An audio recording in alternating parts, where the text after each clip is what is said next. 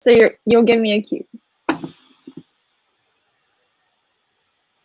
Hi everyone. Thank you for joining us here at the NIS TED-Ed Club. This is our TED event for the year where we will now be presenting through this online platform. So I want to start off this event by introducing what we do as a club. So in TED-Ed, each of us create our own TED presentations about our topic of our choice. And then towards the end of the school year, we will present them in a TED event. And in TED-Ed clubs, we try to take our time to think about our interests and passions and what we want to share through the TED Talks. And then we would sort of discuss them among each other in meetings. So TED-Ed clubs is more than just our personal TED Talks, but it's also about having peers who would sort of discuss and share your interest with you. And then we also try to help each other create these talks. As a club, we also try to connect with the other TED clubs in different schools. So previously, we've done like connect calls with schools in India and Korea. This year has been a little difficult for us because we were all sort of put on hold after the impact of COVID-19. And we all had to stay under quarantine, but we were still able to communicate and organize this event. So yeah, we hope you enjoy this event. Before we begin, I just want to ask the viewers to not to type or share the names of the presenters in the comments, but you are also most welcome to comment as we do this event. Okay, and without further ado, I would like to present the NIS TED-Ed presentation. Okay, so now we have our first presenter talking about identity. Thank you. So today, I would like to start with a really simple question. How often do people ask you where you come from? For some people, it might be pretty easy to answer. For me, I'm Japanese, but also Chinese. And I'm also sort of Canadian. So if someone asks me to answer this question, it will be more than 5 words for me to describe myself. Due to globalization, the world is becoming smaller and smaller nowadays, and with that, the kids from mixed cultures are also increasing almost every single year. So today, I'd like all of you here to think about how could we give all these kids who come from mixed cultures the place that makes them feel safe, and also the space that they can discover who they are. Here's an example from my own story. The relationship between China and Japan was politically pretty much sensitive when I was in elementary school in Japan. And at that time, even I was 10 or 11 years old, we could still get all the information from the news or social media or even family. So even at my school, many friends of mine were saying kind of negative stuff about China. And truth be told, I couldn't even tell people around me that the fact that I'm half Chinese. But on the other hand, when I go back to see my Chinese family in China, I couldn't tell some Chinese people that I'm half Japanese, because I was really scared, and I was thinking that if I tell my friends where I come from, I will lose my friends around me, or they might see me differently. I was 10 years old, but when you feel like you don't really belong anywhere, and that kind of fear, it's not something that you can easily forget about. And also, I remember I was always questioning who I am and what kind of person that I should be, or what each certain culture is expecting you to become. Because I really felt this pressure that I don't even know where that comes from, but it was just telling me that I must choose a side in order to fit in. But unfortunately, I couldn't, because I don't want to, and also, why should I? It is true the fact that we're now living in these exponential times, and then there are millions of ways to get the news that shapes the way we perceive others. But I believe all of them shouldn't stop us from defining ourselves, because I believe we have the right to choose our identity for ourselves. And that happened when I was 10 years old, and then now I'm 17. But I still remember this fear that I faced, and then that made me feel I don't know where to belong. And over time, there is one thing that changed, and that's me. Because please think about this. Today, there are 1.5 billion people who speak English and almost 1.4 billion people who speak Mandarin, and 130 million people who speak Japanese. And the world population is about 7.8 billion right now. So if I calculate this using my fantastic math skills, I can connect with almost 30% of the world population to share my cultures, value, and also delicious food through languages. That's why now I just feel, who cares? The things that I have now is a gift, and that makes me special and unique. And I'm sure my first language will be Spanish. As people around these kids who come from these mixed cultures or multiple identities should not see them through the lens of what they see or what they hear from the local news or their parents. But please get to know the person, their personality or hobby. And one day you'll realize the significance for people to be who they are, and that makes a community that can help people to accept who they really are. As Erik Erikson highlighted, in this social jungle of human existence, there is no feelings of being alive without sense of identity. Thank you for listening.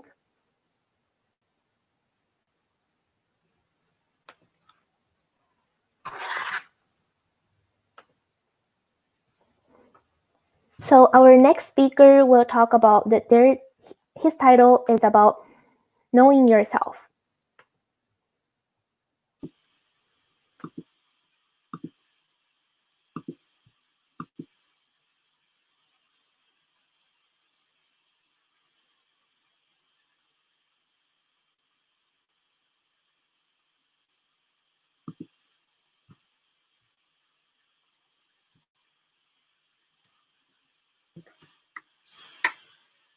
Okay, so imagine that you're doing extremely well in a particular sport, class, job, and anything else.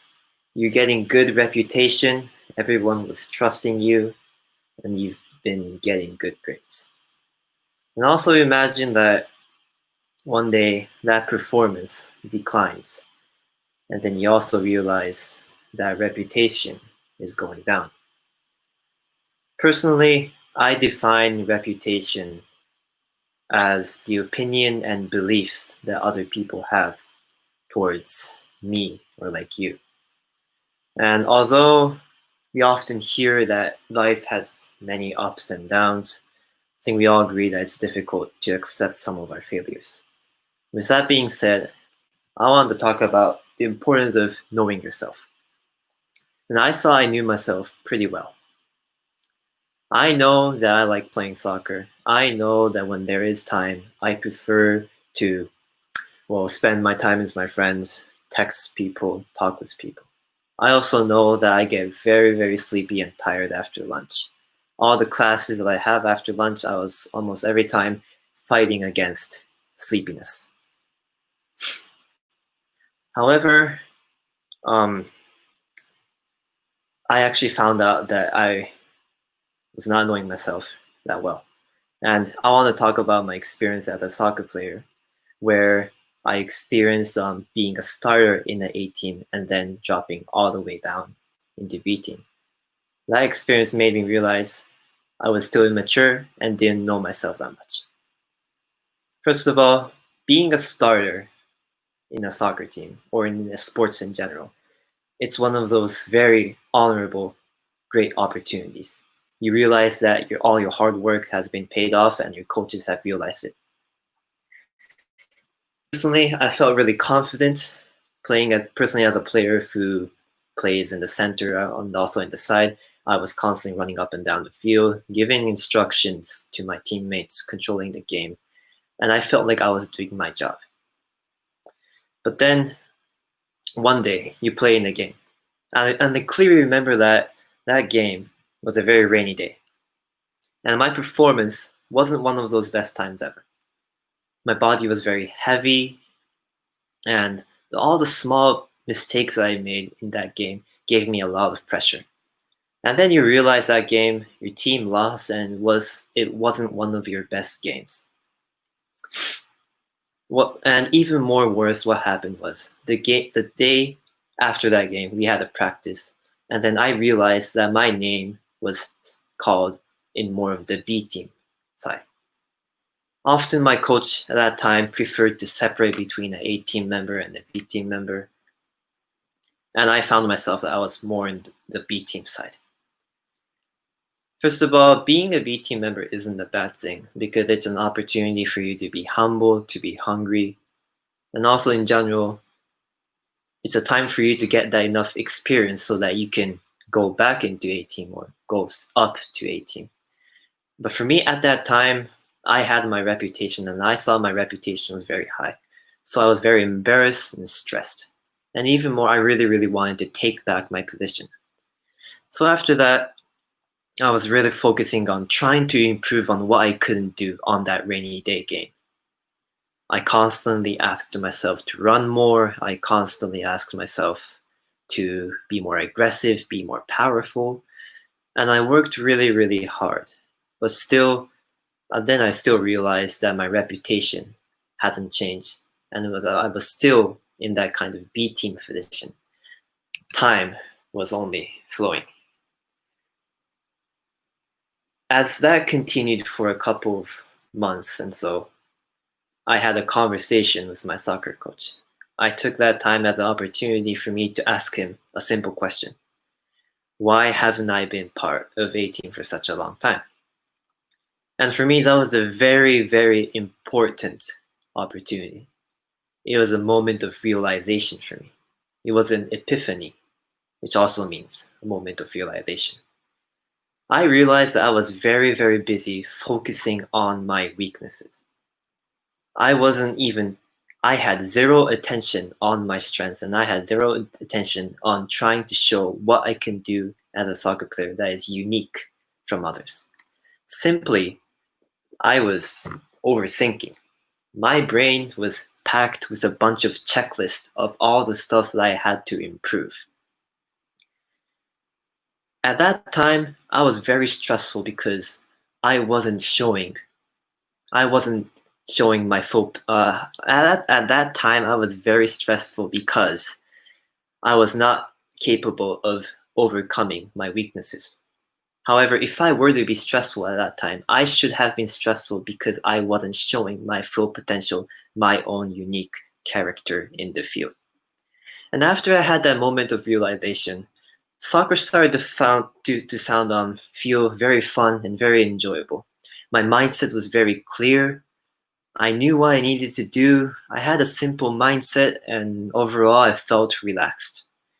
And that small change in the way I approached to sports and into soccer, that was the key turning point for me to get back my position as I wanted to be, a starter and a player in the A team. And from that time, when I had a conversation with my coach, I realized to myself, and I was able to know myself even more. I realized that I am a person who overthinks when stuff doesn't go into the right direction. And in the future, I have to be careful about that. But at the same time, it was also a time for me to appreciate how much I dedicate and think a lot into one thing. So, my final message is it is very difficult to know about yourself. But if you keep working hard and if you simply keep moving forward, I think you will find an opportunity where you will realize something. An opportunity where you'll be able to know yourself even more, and an opportunity that you will be able to appreciate your own character. Overall, the talks I've made right now has been very simple, and it might sound very cliche, but at that time when I was being dropped into B team for a couple of months, my mindset wasn't simple, and I learned a lot how much it's important to have a simple mindset and keep moving forward. Thank you very much.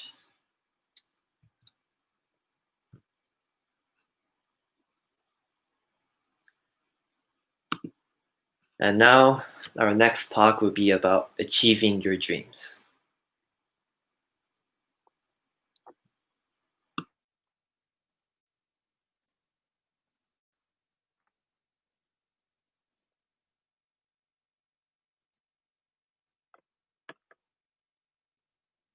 Hi, today my TED Talk is, like he said, about achieving your dreams.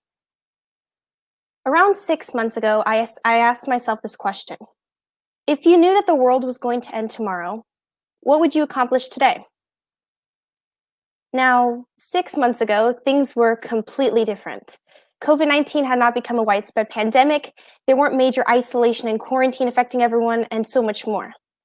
As a student, I went to school, I talked and learned with my friends and teachers, I came back, repeat.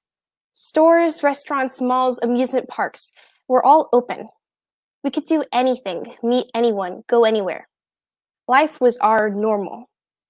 And yet, even with all these opportunities, I still met a lot of people that just seemed unsatisfied or bored with their lives. For them, life had become a cycle. Go to school, go to work, return home, sleep. Finding yourself so focused on your work that you miss out on some of life's greatest experiences. Trying to find the time instead of making it. And if you don't find the time, you procrastinate. You say to yourself, instead of today, I'll do it tomorrow. Tomorrow. I have time tomorrow. I don't have time today. Life becomes a cycle. And we end up not truly living. And that's when I thought of this question. If you knew that the world was going to end today, what would you do today? For every one of us, each day comes with its own battles. We face stress, challenges, and unpredictability, and we need to work hard in order to be adaptable and maintain balance. So, how do we get through all of this? How do we balance our time in order to lead a more fulfilling life? How do we break that cycle so we can focus on what we can accomplish today instead of what we can accomplish tomorrow? Well, there's this inescapable word that I hear no matter where I go, no matter what language, culture, religion, or country. And it's something that we all need in each and every one of our lives. Dreams. Dreams drive change. They motivate and inspire. They change our future. Our entire world is made up of the dreams of those before us, and our future will be made from our dreams. If we act based on our own personal dreams, if we allow ourselves the opportunity to pursue our passions, no matter what those passions are, we break that cycle. We give each and every day meaning and importance. Tomorrow becomes today. Later becomes now. You've all heard of this before, the typical, you can achieve your dreams, nothing is impossible. But have you actually achieved your dreams? All of them? How many times have people said to you, oh, that's a nice dream, but try to choose something more realistic? And how many times did you listen to them? Now, I want to tell you a true story about this man in his early 30s, living in Cadiz, southwestern Spain. He's visiting a temple honoring the great demigod Hercules when he stops at the statue of the conqueror and hero, Alexander the Great. Upon seeing the statue, he begins to weep, for Alexander has built an entire empire and he's achieved glory by the age of 32, while this man, at the same age, has achieved nothing. Inspired by Alexander the Great, this man sets out to achieve greatness. He becomes a politician, war strategist, renowned general for the military. More than 2,000 years later, he is a legend. You know him as Julius Caesar. We often forget that the greatest people in history were once like us. They had hopes, fears, strengths, weaknesses. Their dreams were judged and challenges, either by themselves or by others in society. But what set them apart from others, what made them legends, was their determination, perseverance, and dreams. Their willingness to stop at nothing, to do anything to make their dreams reality. With COVID-19, I've seen amazing things happen.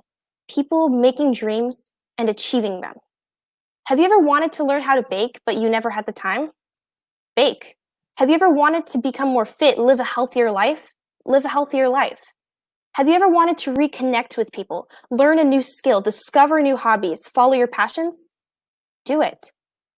Because if anything that I've learned from COVID-19, it's tomorrow is not guaranteed. We can't wait until tomorrow anymore. There's no right time, right place, right age. Caesar proved that. Even after quarantine lockdown ends, when things go back to our definition of normal, we need to continue making and achieving our dreams. We need to find a way to keep our natural inclination towards discovering and dreaming alive. We need to find that thing that breaks a cycle, that thing that inspires and motivates us, that thing that makes our lives feel more fulfilled. We need to find a dream. And when you find a dream, if you found a dream, what is stopping you from achieving it? I want to show you something. When quarantine was at its worst, when I couldn't go out into the world and achieve some of my dreams, what did I do? I walked over to my kitchen and I took an empty jar. And each day, I wrote a few of my jars down. Some of these papers contain my dreams for the future, when COVID-19 ends, when we go back to normal, or even when everything is normal, what I want to do.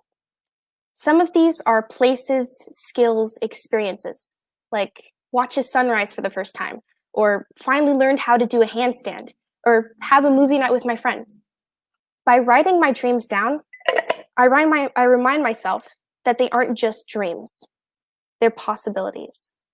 Possibilities that I can make happen, that I can achieve. By writing them down, I remind myself that each day has importance and potential. I remind myself that I shouldn't take today for granted.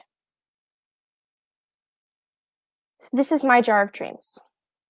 6 months ago, I asked myself the question, if you knew that the world was going to end tomorrow, what would you accomplish today? By creating this jar of dreams, I hope to make each and every day fun and unpredictable. I hope to make new memories and experiences. I hope to accomplish more with each day that I'm given. But that's only what I'm going to do. I want you to ask yourself this question. What are you going to do when you wake up tomorrow? Thank you.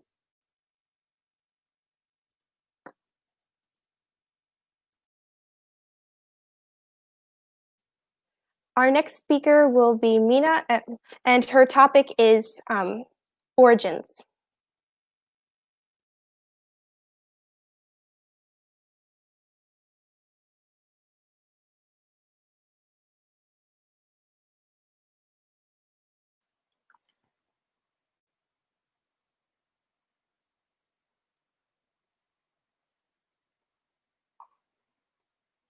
Where are you from?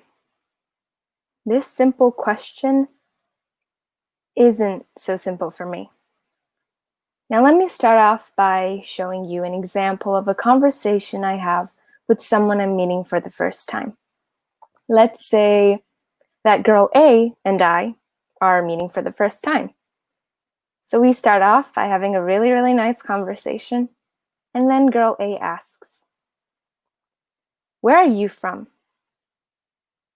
So I simply answer, and I mean simply answer. Well, I lived my whole life in Japan and I was born there, and my mom's also Japanese, though my dad's from Nepal, so I'm half Japanese and half Nepalese, but he grew up in India and he was born there. And my grandma's also like my dad, but in Nepal you have to take the nationality on your dad's side, so both my grandma and my dad are from Nepal, and even if they're born in India, and even if they grew up there. Well, anyways, that's where I'm from. And then girl A says, "Cool. That sounds kind of complicating. Anyways, where are you from?" A reaction like this is quite common. And so one day, I decided to change my answer to a more simple answer. I'm from Japan.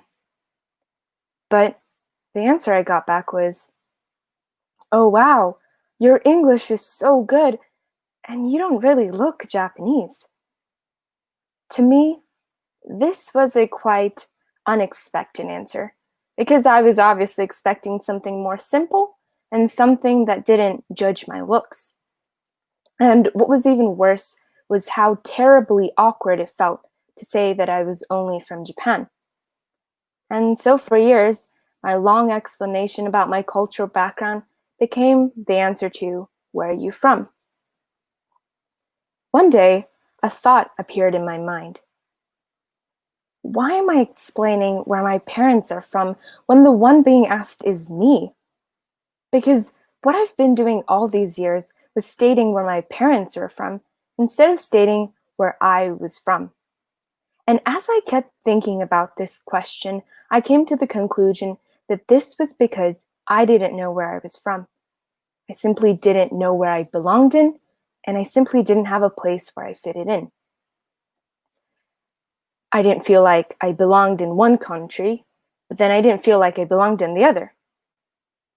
Yes, I was born in Japan, but no, apparently my physical appearance doesn't look so Japanese.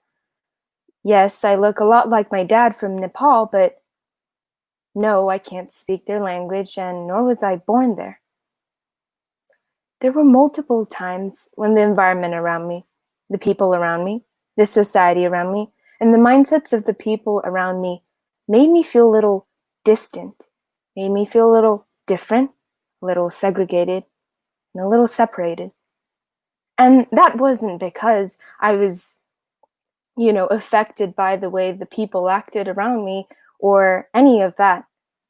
But it was simply because I was trying so hard to fit in, to blend in, and believe that this was where I belonged.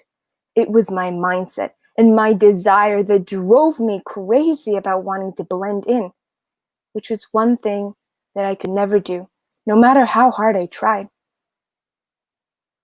As I got older, though, I started to realize how fitting into a single place isn't so important. That changing myself and blending in isn't as important as I thought. It was then that I finally realized that what was more important for me was to simply accept my diversity and use that as a tool to understand others. I want the thousands, the millions who are multicultural or stand in a similar condition like me to remember that using your diversity to find a comfortable place and understand others is far more valuable and far more important than forcing yourself to fit in or blend in. I hope the thousands struggling to blend in or struggling to fit in can realize the beauty and the strength of diversity that I wished I could have understood a little sooner. Even now, if people ask me, "Where are you from?" I would probably answer by using my long explanation about my cultural background. But at this time, I wouldn't do so to cover up the fact that I don't know where I truly belong or where I'm from. I would say so to simply tell others that where I'm from, where I belong in, or where I feel like I fit in is undetermined. Now let me end with asking you a very, very simple question. Where are you from? Thank you.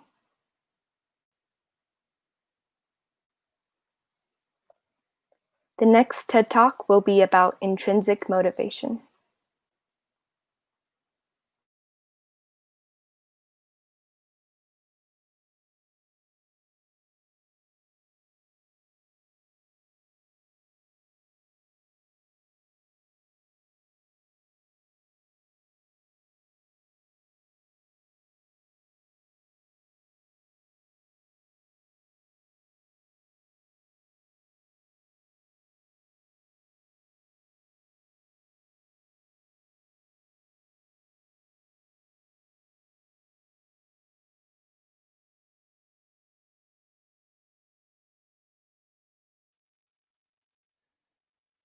We need you to unmute so we can hear you.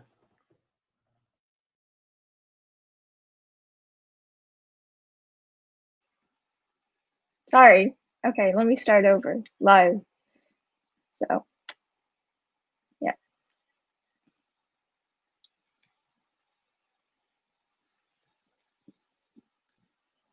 Okay. So, I have a question. When was the last time you were doing something you truly love to do and you felt so engaged you lost sense of time? When was the time you were immersed to just one thing? Let me begin by sharing with you my story. So 2 summers ago, I took a summer course on architecture, and my class was working on this project of redesigning a city. There was a day when our professor made us ditch all of our technology completely. Now, collaborating with our peers was an essential process, but we didn't have our 3D computer models that would otherwise help us quickly share our designs without having to physically explain them as much. So that really forced us to think back to our basic design concepts, think carefully about how we were going to articulate our ideas to our peers, and what kind of drawings we would create as we presented our ideas to the class. And there was just something so engaging about that process.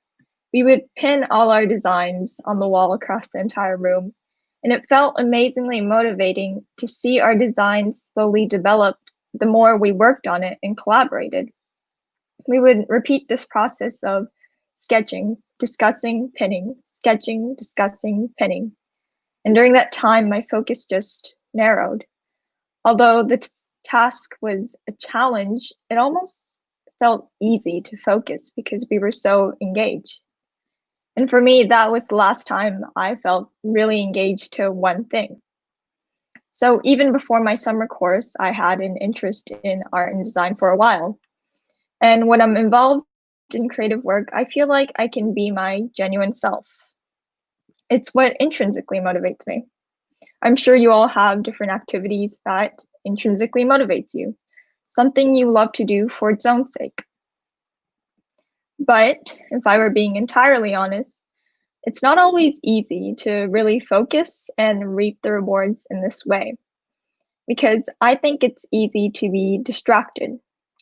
For example, in my art, instead of thinking about things like how the formal qualities of my work will express my intent, I start asking things like, what if everyone else doesn't like my work? How will my work compare to others? How much attention and recognition will I get from people? And when these thoughts enter my mind, suddenly it becomes harder to focus and really be creative. And what I realized was that these distractions were my extrinsic motivators, like getting attention for my work, getting a good review, or if it was for a class, getting a good grade. But the truth is that the more I gave attention and went after these things, the less I actually felt engaged and actually enjoyed my work. Of course, I'm not saying that all extrinsic rewards are bad necessarily, but I wonder how often something like this happens. When we focus too much on extrinsic rewards, we sort of lose our engagement and enjoyment with the task. And I think the problem sort of comes when we become too fixated on what we want to achieve that we forget to take pleasure in the process of the activity. And one extrinsic rewards we are all influenced by is this feeling of getting attention. It's a powerful feeling. And the reason why it's more relevant to talk about today is because as media usage and sharing through social media become more and more ubiquitous, it's easy to be distracted by this powerful feeling. For instance, when you're sharing something on social media, you can see exactly how much attention you're getting through features like the number of likes you have. And suddenly these things makes it easier to compare yourself to others. But when we become too caught up on quantifiable numbers, it turns our activity into some kind of competition, and it can just be really frustrating sometimes. But there are some good news, because I don't think what we love to do is only defined by extrinsic rewards. Because there's also that other powerful feeling, and it comes when we're able to really put our focus to just one thing, to the things we genuinely love to do. It's like that feeling I was talking about earlier from my summer course, when we can really focus and engage better. And it turns out there's a great psychology word that perfectly captures the feeling when we're intrinsically motivated. It's called being in a state of flow. This term was first coined by psychologist Mihail Csikszentmihalyi, And it's a state when we have energized focus and enjoyment in an activity. In 1992, during the NBA championship, Michael Jordan experienced his flow state when he made 6 3-pointers in 18 minutes and described the experience as being in the zone. This experience of being in the zone didn't just happen to athletes. Mihaly Csikszentmihalyi also noticed this similar experience in all kinds of people, from musicians, writers, artists, and scientists. They were all facing a large challenge, and it felt intense, but there was also a sense of relaxation. And during this time, they were able to achieve intense focus. In 1987, researchers published this 8-channel model of flow, which helps us to understand how we can achieve the state. And sort of in a nutshell, this model shows that we experience flow during the process of overcoming meaningful challenges. And in order to achieve your flow state, you want there to be a challenge that matches your perceived skill. So if an activity is too difficult, you might experience frustration and anxiety. But if something is too easy, you'll experience boredom and apathy. In order to find flow, you want to create that perfect balance in your work. But of course, the biggest factor in achieving your flow state is to be intrinsically motivated. So there are these two powerful feelings when we're enjoying extrinsic rewards and intrinsic rewards. Now, researchers don't have one single working model of how to reach your flow state because everyone focuses in their own way. But something that helped me sort of reconvene back to my intrinsic motivation is this. It's to revisit sources of inspiration. So in my art, that can mean visiting an art exhibition or looking at great artworks. And when I do these things, I can kind of remember why art gets me excited. Now, I'm not a psychologist, but if there is one thing that I can say for certain, is that I can be my most creative self and really engage better when I manage to focus on a single task and focus on my intrinsic motivation. Thank you very much.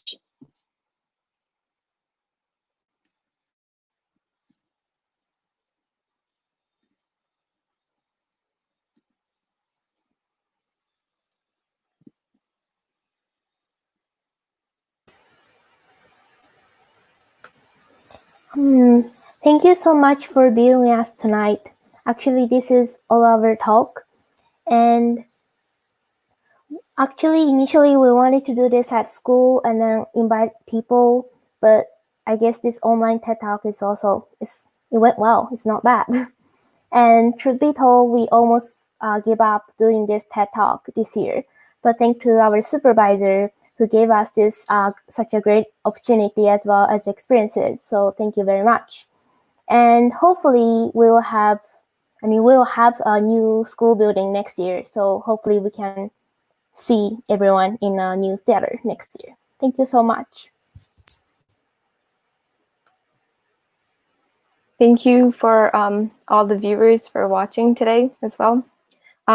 Personally, I think that TED Club itself is a really, really great club for anybody.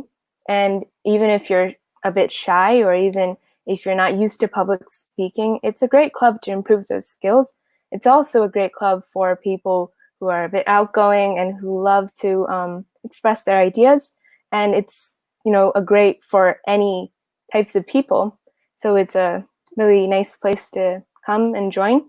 We are planning to continue this TED Club next year as well. So if you are interested at all, or if you like public speaking, or if you want to improve the skills for public speaking, it's great. So please join if you want. Thank you so much.